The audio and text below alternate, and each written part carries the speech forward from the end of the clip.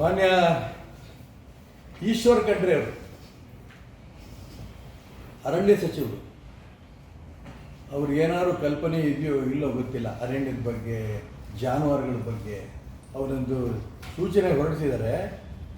ವಿಚಿತ್ರವಾದ ಆದೇಶ. ರಾಜ್ಯದ ರೈತರು ತಮ್ಮ ಜಾನುವಾರುಗಳನ್ನು ಮೇಯಿಸಲು ಕಾಡಿನೊಳಗೆ ಹೋಗುವಂತಿಲ್ಲ ಎಂದು ನಿರ್ಬಂಧಿಸಲು ಅಧಿಕಾರಿಗಳಿಗೆ ಸೂಚಿಸಿದ್ದಾರೆ. ದನ, ಕರು, ಕುರಿ, ಮೇಕೆ ಈ ರೀತಿ ಎಲ್ಲ ಜಾನುವಾರುಗಳು ಕಾಡೊಳಗೆ ಹೋಗಬಾರ್ದಂತೆ. ಇಂಥ ವ್ಯಕ್ತಿ ಕಾಡು ಮನುಷ್ಯ, ಅರಣ್ಯ ಮಂತ್ರಿ. ಇವರಿಗೆ ಗೋಮಾಳಗಳು ಮುಚ್ಚಾಕಿದ್ರು. ಈಗಾಗಲೇ ಇಡೀ ರಾಜ್ಯದಿಂದ ಗೋಮಾಳಗಳೆಲ್ಲ ಮುಚ್ಚಾಕಿದ್ರು. ಇದರ ಜೊತೆಗೆ ಈಗ ಈ ಒಂದು ಆದೇಶ ಹೊರಡಿಸಿರೋದ್ರಿಂದ ಏನಾಗುತ್ತೆ, ನಮ್ಮ ರಾಜ್ಯದಲ್ಲಿ ಸಾವಯವ ಕೃಷಿಗೆ ಹೆಚ್ಚು ಒತ್ತು ಕೊಡಬೇಕು ಅಂತಿದೆ. ರಸಗೊಬ್ಬರಗಳನ್ನು ವಿದೇಶದಿಂದ ನಾವು ತರಿಸ್ಕೋತಾ ಇದ್ದೀವಿ.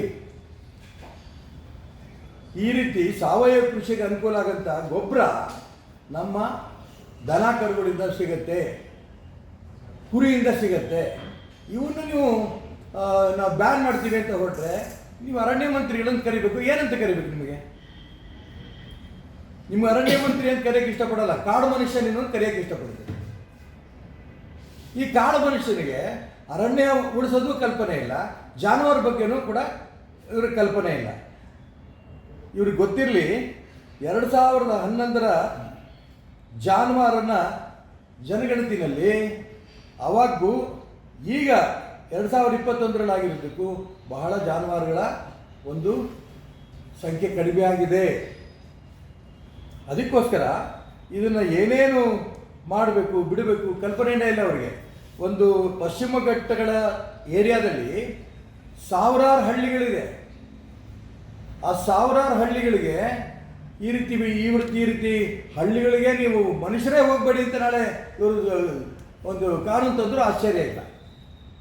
ಅದಕ್ಕೋಸ್ಕರ ನಾನು ಹೇಳಕ್ಕೆ ಇಷ್ಟಪಡ್ತೇನೆ, ಮಾನ್ಯ ಅರಣ್ಯ ಮಂತ್ರಿಗಳು ಇವತ್ತೇನು ಈ ಒಂದು ಆದೇಶವನ್ನು ಹೊರಡಿಸಿದರೆ ಇದನ್ನು ತಕ್ಷಣ ವಾಪಸ್ ತಗೋಬೇಕು.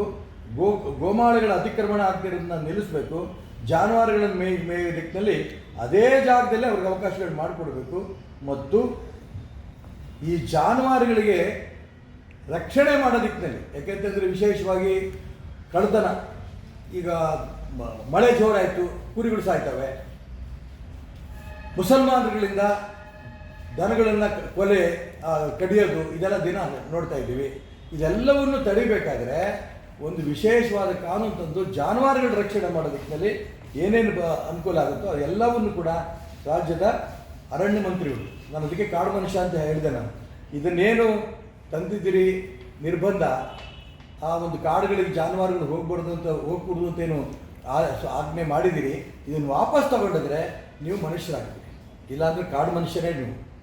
ಅದಕ್ಕೋಸ್ಕರ ಇದನ್ನು ತಕ್ಷಣ ವಾಪಸ್ ತಗೋಬೇಕು ಅಂತ ಒತ್ತಾಯನೂ ಕೂಡ ನಾನು ಈ ಸಂದರ್ಭದಲ್ಲಿ ಮಾಡೋದಕ್ಕೆ ಇಷ್ಟಪಡ್ತೀನಿ.